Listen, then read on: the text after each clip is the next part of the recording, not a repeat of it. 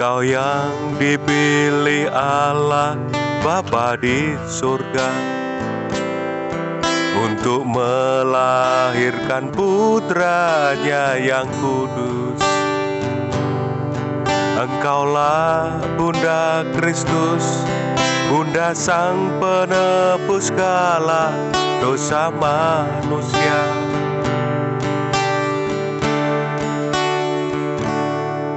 Bunda Maria, perawan yang tiada ternoda, hatimu bersinar putih, tiada bercela. Engkau Bunda Almasih yang diangkat ke surga penuh kemuliaan. Ave Maria, Ave Maria, terpuji namamu, terpuji namamu sepanjang segala masa. Ave Maria, Ave Maria,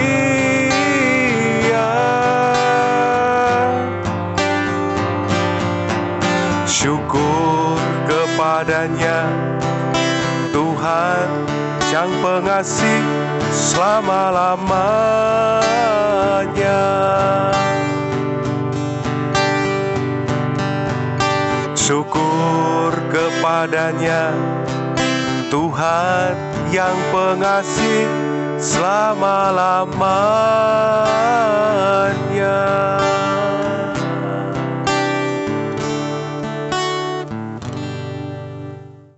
Selamat malam Sobat Gerak, kita ketemu lagi di KTKS Online edisi ke-12, Ngopi Ngobrol Pendalaman Iman bersama Romo Andreas Yudi Wiyadi Okarm. Hari ini kami berkolaborasi dengan PDO MPKK dan Komsel Mayo. Selamat malam Romo. Selamat malam Jo. Ana juga dari Komsel Mayo, selamat malam. Romo tadi nyanyiin lagu Ave Maria ya Romo ya? Iya. Tujuannya apa Romo? Sebenarnya saya hanya mau mengingatkan dan mengajak lah. Karena tanggal 7 sampai 15 Juli ini kita melaksanakan doa novena serentak bersama Odo Karmel di dalam menyongsong tanggal 16 Juli besok hari Kamis adalah Hari Raya Maria Bunda Karmel. Oleh karena itu lagu Ave Maria ini memang juga saya persembahkan untuk Bunda Maria, untuk umat Allah sebagai penghormatan bahwa kita semua dilindungi oleh Bunda Maria.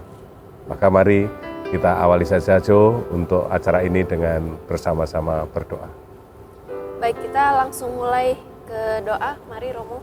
Kita berdoa dalam nama Bapa dan Putra dan Roh Kudus. Amin. Terima kasih ya Allah, Engkau telah memberikan kepada kami kembali kesempatan untuk bertemu di hari Rabu tanggal 15 Juli ini untuk melaksanakan acara KTKS Online. Kami juga bersyukur atas rahmat dan anugerah-Mu melalui kepengantaraan dan pelindungan Bunda Maria, Bunda Karmel. Kami berlindung dalam perlindungan Bunda Maria dan kami merasakan keibuan, kerendahan hati, pelayanan dari Bunda Maria yang mengerti kami anak-anaknya. Oleh karenanya kami ingin meneladan Bunda Maria yang rendah hati, Bunda Maria yang penuh iman itu. Demi Kristus Tuhan dan pengantara kami. Amin. Karena Bapa dan Putra dan Roh Kudus. Amin. Terima kasih Romo. Pertanyaan-pertanyaan hari ini di edisi ini merupakan pertanyaan nanti yang akan diajukan dari teman-teman Komsel Mayo. Saya akan dibantu oleh Anna hari ini. Dan pertanyaan-pertanyaan yang belum terjawab dari PDO MPKK di edisi 10 yang lalu. Anna silahkan. Selamat malam semua, saya Ana mewakili dari Komsel Mayo. Salam kenal semuanya, salam kenal Romo. Selamat kenal Ana. Dari Romo sendiri bagaimana sih pandangan Romo tentang komunitas Pasutri Muda ini? Ya, Kalau ingin menjawab itu, saya bisa langsung, tapi sebenarnya saya ingin mendapat informasi dari Ana. Sebenarnya Komsel Mayo itu apa sih, supaya juga rekan-rekan yang bersama-sama dengan kita saat ini, stay tune dengan kita, bersama dengan kita, mengerti ya. Karena di dalam paroki kita itu ada banyak wadah, ada banyak persekutuan, ada banyak yang kita rangkul untuk bersama-sama mengembangkan iman yang dipercayakan kepada kita semua. Mungkin Ana bisa kenalkan dalam kesempatan ini, menurut saya sangat bagus untuk mendapatkan juga pengertian dari rekan-rekan yang lain, terutama di rumah yang saat ini bersama dengan kita. Ya, makasih Romo. Ya. Komsel Mayo itu singkatan dari komunitas Sel Ya. Maria Yosef. Oh, Maria Jadi, Yosef. Komunitas ini komunitas karismatik Katolik di mana isinya adalah pasutri-pasutri muda yang sudah menikah. Jadi kegiatan rutin kami yang utama itu adalah 3, Romo.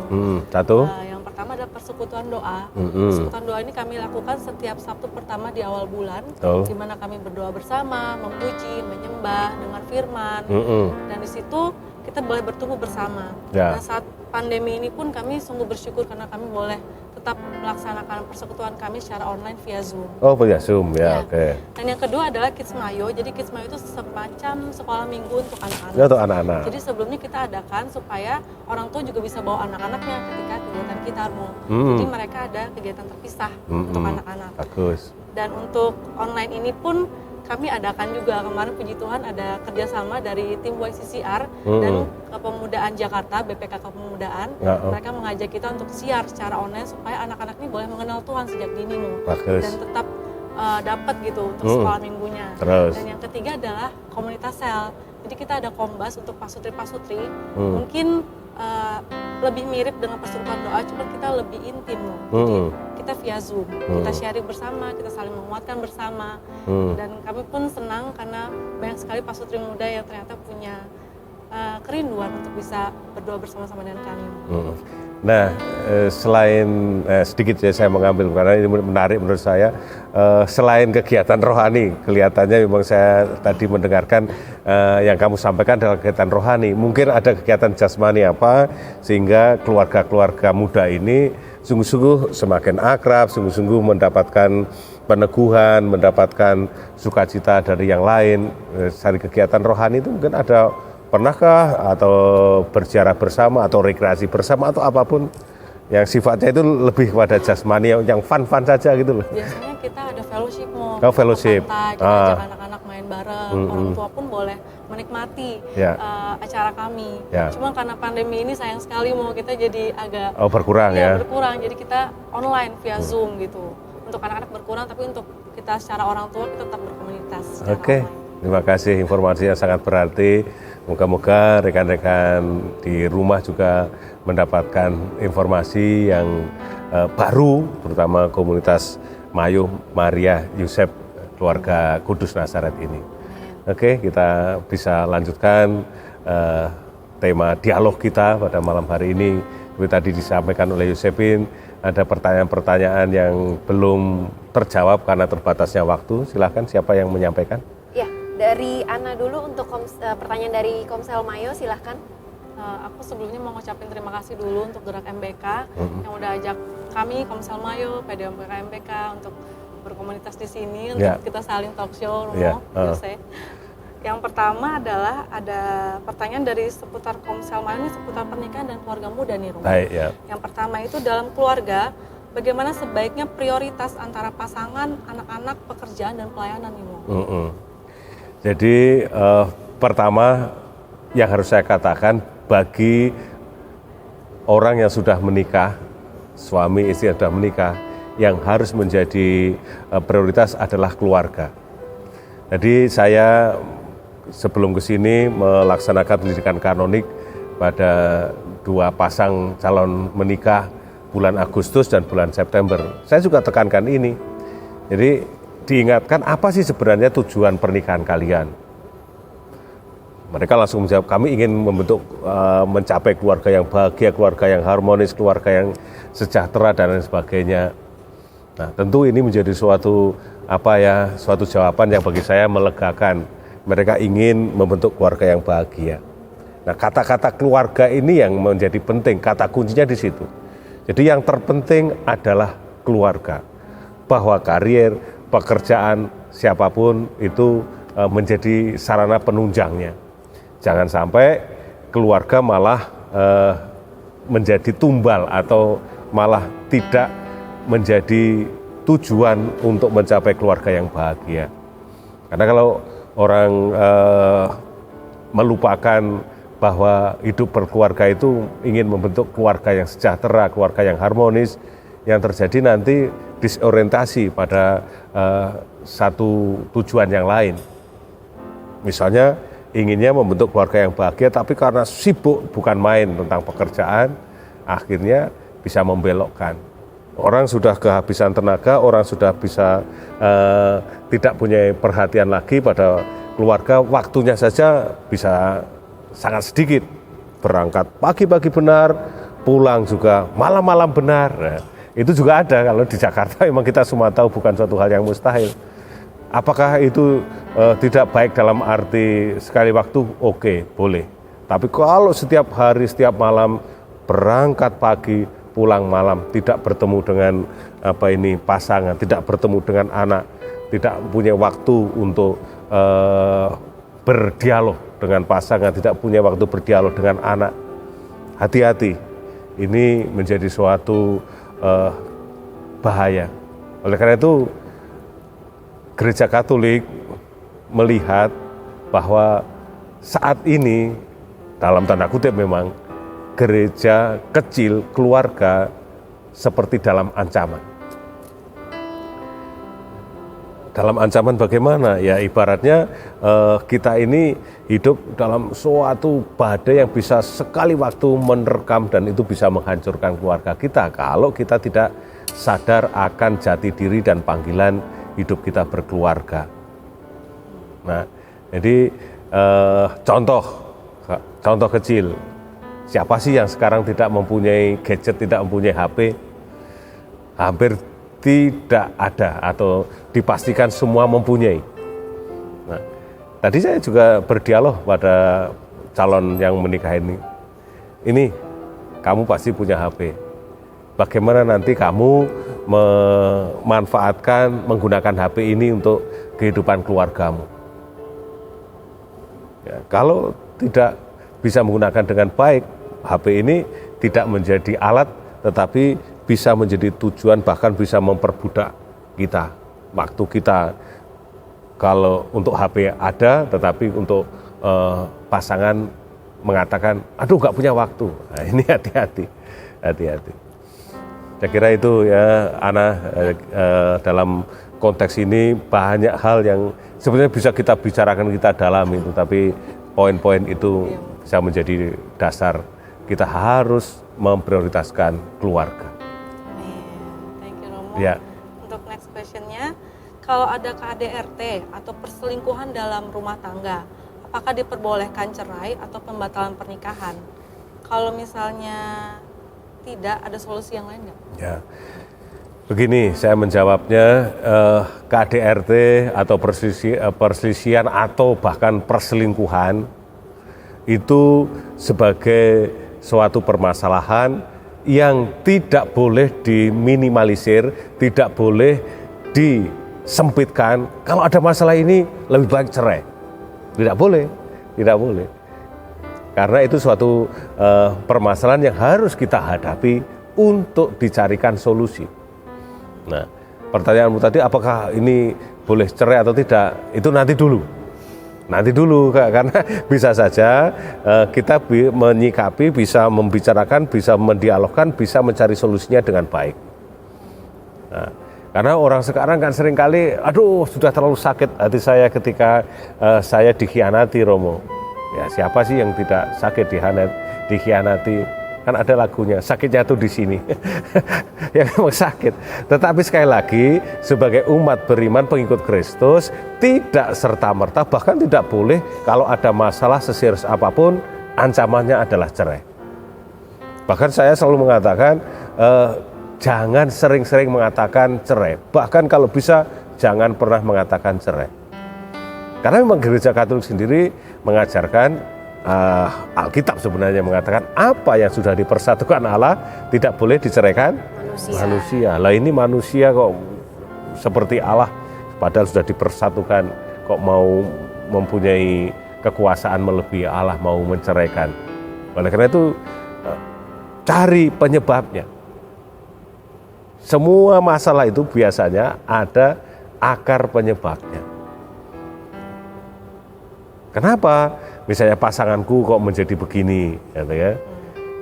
Jangan sampai karena selama ini tidak diperhatikan, diajak ngomong saja selalu nggak punya waktu, terus selalu dihakimi, disalahkan terus-menerus. Ya siapa orangnya yang mau begitu? Tahu-tahu ada orang yang bisa membuka diri, mau membuka telinganya menjadi pendengar yang baik. Dia akhirnya pelan tapi pasti mulai beralihlah hatinya. Nah, jadi masalah-masalah yang ada, mari kita cerna dulu sebaik-baiknya, kita kenali dulu. Sebenarnya masalah itu apa dan apa penyebabnya. Nah, karena itu gereja kita juga memberikan wadah, ada yang namanya seksi keluarga dengan konseling keluarga. Di situ harus daftar memang kalau situasi normal sudah biasa karena ada giliran. Di sekretariat ada informasinya. Karena itu jangan sampai terjadi sedikit-sedikit cerai. Enggak, jangan sampai itu. Moga-moga kita selalu bisa ada cara, ada jalan untuk menyelesaikan permasalahan-permasalahan keluarga. Kita punya Allah yang kasih, kita punya iman yang bisa menyelamatkan kita. Amin. Ya, Hana. Boleh ada kata cerai ya, Iya, jangan langsung begitu. Iya. Untuk yang terakhir, apa ada tips untuk Pak Sutri untuk memperkenalkan iman Katolik sejak dini kepada anak-anak mereka? Yang jelas selalu ada, seperti tadi saya dengarkan pada sharingmu tadi, menurut saya itu sebagai suatu tips, salah satu yang menjadi cara bagaimana mengenalkan iman anak untuk percaya kepada Tuhan. Nah, karenanya itu tanggung jawab keluarga, tanggung jawab orang tua. Misalnya kenapa gereja Katolik membaptis balita atau membaptis bayi di bawah 5 tahun. Kenapa itu? Ada alasannya. Karena orang tua diajak untuk bertanggung jawab sedini mungkin mempersiapkan anak ini, memberikan anak kita yang terbaik. Yang terbaik itu adalah bagi kita adalah iman, kepercayaan kepada Tuhan. Nah, dalam sakramen pembaptisan itu adalah penerimaan rahmat pengudusan dari Tuhan. Penerimaan iman saat itu yang dimohonkan oleh gereja diberikan kepada umat Allah. Dan itu pure, itu sungguh-sungguh kesadaran dan tanggung jawab orang tua. Kalau ada orang tua yang mengatakan, aduh Romo, tadi malam itu bayi saya itu nangis, mungkin minta baptis Romo. Wah kamu, itu salah. Ya nangis tidak serta-merta minta baptis. Nangis bisa karena apa? Bisa karena lapar, bisa karena ngompol, bisa karena macam-macam. Tapi kalau langsung disimpulkan minta baptis, ya itu yang minta baptis itu, yang punya kesadaran itu adalah orang tua. Dan benar, ketika dibaptis, anak itu mendapat pengampunan, terutama dosa asal diampuni. Dan tanggung jawab orang tua untuk selanjutnya kan menjadi pembimbing, pendamping, dan teladan yang baik. Seperti yang dikatakan dalam pembaptisan itu, apakah kau siap menjadi pembimbing, pendamping, memberi kesaksian yang baik kepada anakmu? Dan biasanya orang tua akan menjawab, kami siap. Kalau kami nggak siap Romo, baptis dibatalkan dulu. Tidak jadi, karena nggak siap. Karena itu sebenarnya memang suatu konsekuensi ketika kamu membaptiskan, orang tua membaptiskan anaknya, ya sudah, kita bersiap untuk mendampingi anak ini. Melalui apa? Melalui keteladanan doa, itu penting sekali. Ketika ada keluarga yang berdoa, di sana ada rahmat dan berkat yang selalu tercurah. Tadi saya ingatkan, sekarang memang keluarga modern ini, keluarga sekarang ini jarang yang mempunyai waktu untuk berdoa di dalam keluarga. Tetapi kamu berikan, putuskan, entah 5 sampai 10 menit setiap hari sebelum tidur kalian bersekutu di dalam doa. Di situ kekuatan.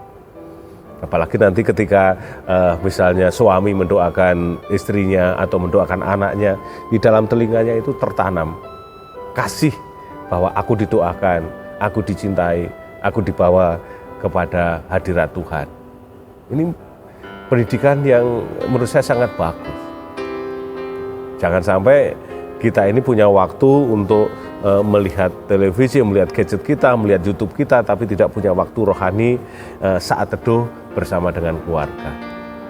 Tip yang lain tentu saja adalah bersama mendalami sabda Tuhan. Ini adalah santapan rohani bagi kita semua, bagi keluargamu.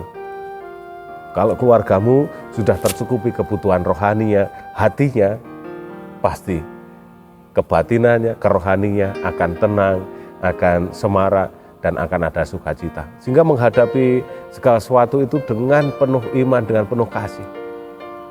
Dan orang yang seperti ini akan menjadi lebih ringan. Tidak segala sesuatu dipandang sebagai sesuatu yang sangat berat. Karena bersama dengan Tuhan di dalam keluarga menjadi ringan. Akhirnya memang harus saya katakan, apa yang dilihat anak, itu juga yang dilakukan oleh anak. Saya pernah mendapat satu cerita, seorang ibu yang menceritakan pada saya, Romo, saya itu di depan anak, saya dengan suami tidak pernah saya bertengkar. Terus saya katakan, loh, apakah ibu tidak pernah bertengkar? Ya pernah, tetapi di depan anak kami tidak mau dan kami sepakat untuk tidak bertengkar. Kalau kami ada permasalahan, ada pertengkaran, kami bersepakat masuk kamar dulu. Masuk kamar dulu, kalau di situ ada musik atau apa, biar di setel supaya tidak dengar anak. Yang kedua, anak tidak pernah melihat contoh yang jelek dari orang tuanya. Sekarang ini terkadang abai kan, anak sudah melihat orang tuanya tahu-tahu bertengkar. Kita ngomong banyak yang baik-baik, tapi kalau ternyata hal kecil saja diributkan, anak juga tidak akan mendapat gambaran sebagai wujud iman Allah yang baik, Allah yang kasih kepada kita. Itu anak ya. Thank you Romo untuk Ya. tips dan triknya untuk Ya. keluarga muda. Mungkin sebagai tambahan buat teman-teman Sobat Gerak dan mungkin teman-teman komunitas Mayo yang ingin masih menanyakan tentang bagaimana sih pendidikan iman Katolik, bisa dilihat di channel kita di minggu lalu di edisi 11. Saya sama Romo sempat membahas tentang itu. Ya. Silakan jangan lupa lihat Oke. edisi 11. Ya. Oke, selanjutnya saya akan menanyakan tentang pertanyaan-pertanyaan dari PDO MPKK yang pada episode 10 di 2 minggu lalu belum sempat terjawab nih. Yang pertama itu, apakah diperbolehkan untuk pacaran beda agama? Saya tertawa dikit karena memang sebenarnya boleh tidak ada aturan dari Gereja Katolik, ya, tidak ada. Hanya Gereja Katolik memberikan satu arahan. Idealnya kamu sebagai orang Katolik mempunyai tanggung jawab iman. Kalau pacaran, ya, yang seiman itu risikonya tidak terlalu berat, tidak terlalu besar. Ya, kalian tahu tanggung jawabnya masing-masing kalau Katolik.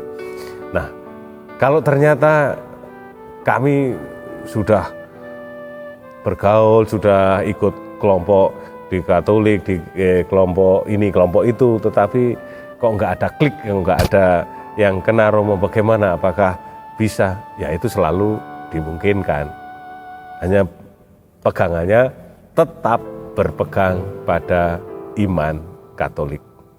Itu yang harus dipegang, jangan sampai demi Kristiono kamu lepaskan Kristus, misalnya begitu.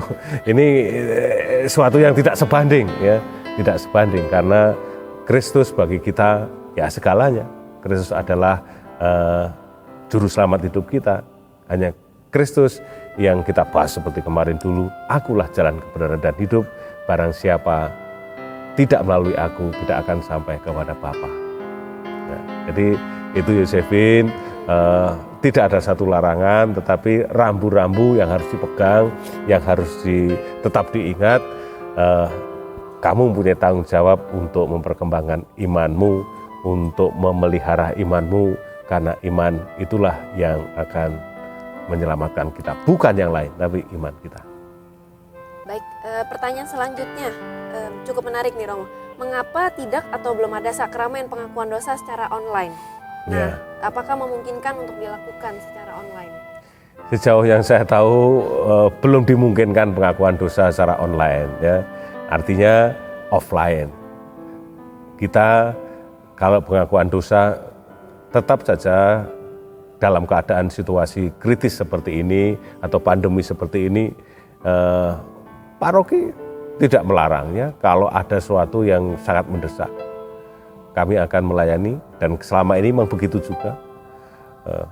Kan kita di MBK ini juga membuka hotline, terutama nomor WA saya bisa dihubungi sewaktu-waktu untuk ya bertanya, konsultasi atau apapun. Kalau seandainya Romo apakah punya waktu, saya ingin ya selama ini saya berikan waktu juga. Jadi untuk mengaku dosa secara online, sejauh saya tahu belum ada keputusan dari ajaran gereja resmi. Yang dilakukan adalah secara nyata berhadapan dengan imam. Kalau di sini ya di ruang pengakuan dosa itu secara jelas kita laksanakan.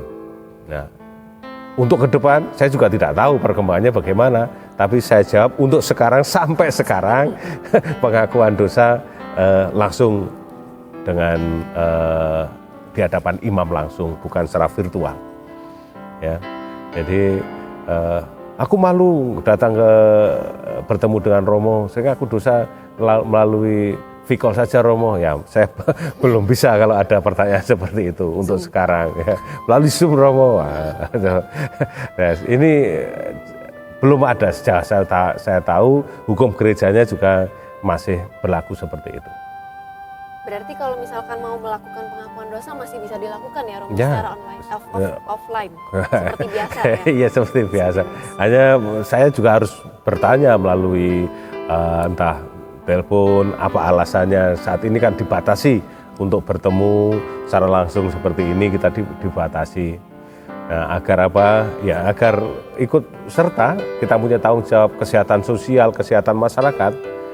Apalagi kita semua tahu tanda-tanda pandemi COVID-19 ini kan belum ada tanda-tanda menurun, masih tetap tinggi.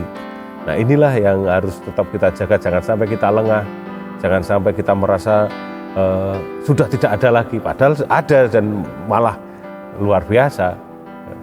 Jadi saya mengetengahkan atau mengedepankan juga dialog dulu, latar belakangnya apa, apakah bisa tidak ditunda, bisa atau enggak. Kalau memang terpaksa harus datang, silakan datang, tapi gunakan masker, physical distancing dan lain sebagainya. Jadi tetap dilakukan protokol kesehatan itu. Baik Romo, pertanyaan terakhir, apakah ada kebiasaan yang berubah di liturgi saat misa akhirnya berjalan offline kembali? Nah, tentu secara protokol kesehatan itu yang menjadi ciri khas.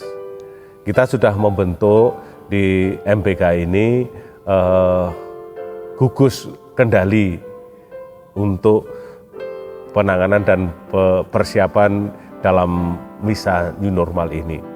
Kalau Anda saksikan di gereja banyak hal yang baru, misalnya tanda-tanda, petunjuk-petunjuk yang baru. Nanti penerimaan komuni sudah ditandai seperti itu, jaraknya ditandai, terus prosesnya majunya sudah diatur oleh petugas, bangku-bangku juga sudah ditandai, setiap bangku besar ini berapa isinya dan lain sebagainya. Ini menjadi suatu tanda perubahan tidak signifikan, tetapi aturan-aturan protokol kesehatan saja yang kita kedepankan lebih dulu. Misalnya di depan gereja yang biasanya ada air suci, sekarang tidak ada. Nah, contoh kecil juga yang biasanya ketika terima komuni Romo mengatakan tubuh Kristus, sekarang dilaksanakan secara aklamasi dulu. Jadi ketika Romo mengangkat inilah tubuh dan darah Kristus dan umat menjawab amin, itu sudah menjadi suatu tanggapan bersama. Sehingga ketika maju dalam komuni kudus, nanti tinggal imamnya diam saja, hanya memberikan, umat juga diam. Tidak usah amin lagi. Ini contoh-contoh kecil. Nah, intinya bahwa kita semua bekerja sama untuk tetap melaksanakan kewaspadaan dan juga kehati-hatian agar kita tidak menjadi klaster baru di gereja ini. Jangan sampai ya. Kita tetap sehat, kita tetap bisa beraktivitas dengan baik. Oleh karena itu di dalam misa ini rencananya sangat hati-hati dan bertahap. Tadi saya sudah tanda tangan, tadi sore sudah tanda tangan untuk melaksanakan izin ke keuskupan. Moga-moga hari Kamis, Jumat ini tetap mendapat jawaban sehingga hari Minggu tanggal 19 Juli ini kita bisa misa untuk pertama kali. Dan kalau itu yang terjadi menjadi suatu berkah juga, karena pada tanggal 19 Juli ini adalah Hari Raya Maria Bunda Karmel. Tepatnya sih tanggal 16 Juli, tetapi kita sudah sepakati dari jauh-jauh hari kalender MBK untuk dilaksanakan tanggal 19 Juli perayaannya. Dan itu juga terbatas hanya untuk sementara usia 18 sampai 59. Oleh karena itu yang anak-anak juga belum boleh, yang glamor-glamor golongan lanjut umur 60 ke atas juga belum boleh. Jadi saya katakan belum boleh artinya bertahap dulu. Nanti pasti pada saatnya kalau semua sudah kembali normal, baik, sehat, pasti akan dibuka kembali seperti sedia kala. Saya kira hal-hal yang praktis seperti itu, Jo, yang baru, hakikatnya, prinsipnya untuk ekaristi tetap, tetapi praktek ini pengendaliannya untuk protokol kesehatan yang sedikit mengubah. Ya. Baik Romo, terima kasih atas penjelasannya tentang misa new normal. Ya. Oke. Dari Ana mungkin ada yang mau disampaikan, bagaimana sih mungkin dari keluarga-keluarga muda MBK yang mungkin ingin bergabung di komunitas Mayo ini? Oh ya, silakan. Ya, kami dari Komsel Mayo mau mengajak semua pasangan-pasangan muda yang sudah menikah tentunya untuk bergabung dengan acara kami yang terdekat ialah tanggal 8 Agustus via Zoom. Kita mau berdoa dan memuji Tuhan secara online. Dan yang satu lagi yang terdekat adalah SHDR, yaitu seminar di mana kita akan mengenal cita kasih Tuhan lebih dalam lagi. Tanggalnya 22, 23, 15, 16, 22, 23 Agustus. Kita juga lakukan secara online. Untuk lebih lanjut bisa follow IG kami @pdwpkkmbk, @komselmayo atau @mayo.kids. Terima kasih. Ya, nanti bisa ditulis di gerak MBK, ditambahi supaya ini menjadi masif gerakan tanggapan yang banyak dari umat Allah. Ya, saya kira itu saja. Terima kasih. Ya, kita akhiri ya, Jo. Baik. Kita bawa dalam doa. Mari kita satukan diri kita untuk berdoa. Dalam nama Bapa dan Putra dan Roh Kudus. Amin. Kami mengaturkan pujian syukur kepadamu ya Tuhan Allah yang Maha Kasih. Waktu yang Kau berikan kepada kami sangat berharga dan berlalu begitu cepat. Sudah setengah jam kami bersama umat-Mu di dalam katekese online ini.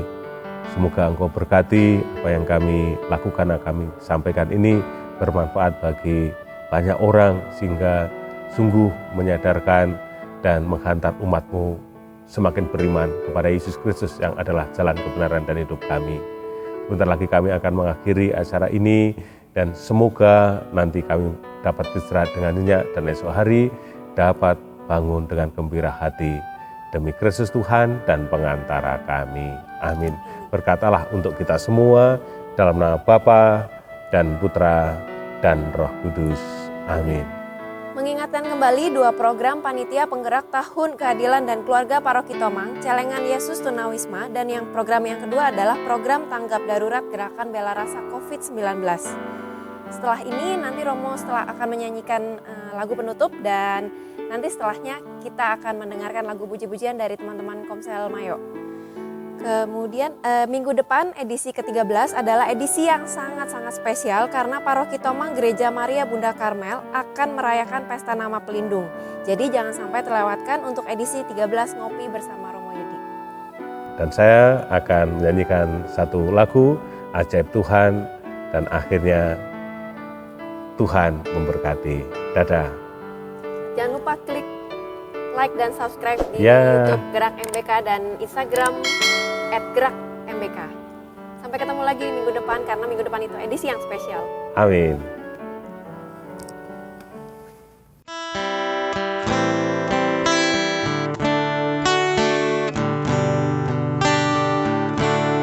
Oh Tuanku, bila ku terpesona merenungkan ciptaanmu semua, ku saksikan bintang guru angkasa, tanda kebesaranmu di dunia. Aku memuji kebesaranmu, ajaib Tuhan, ajaib Tuhan. Aku memuji kebesaranmu,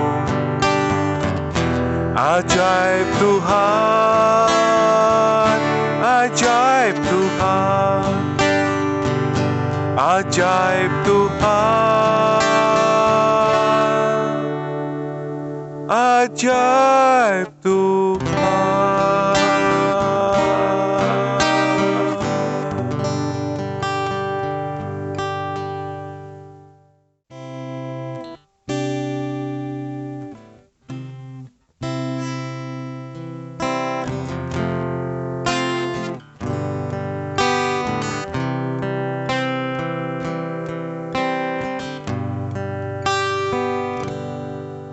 Tuhan, Kaulah harapan di dalam hidupku.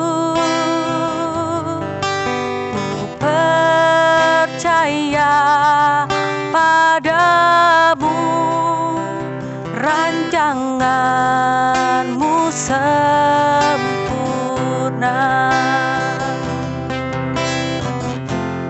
Dalam pengharapan ada kemenangan, ada keselamatan. Dalam pengharapan ada kemenangan, ada keselamatan.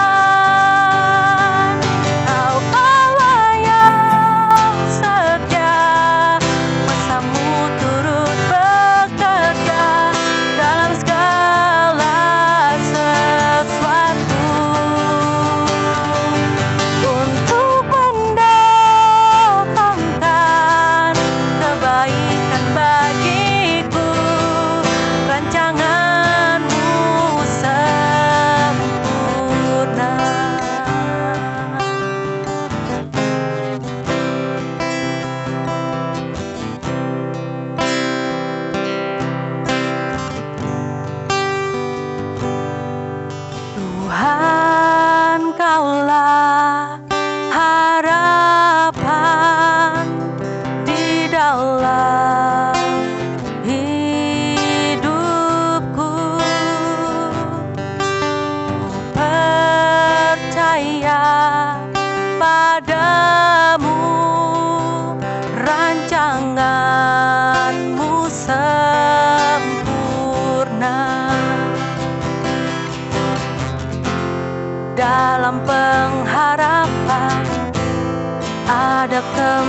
tanah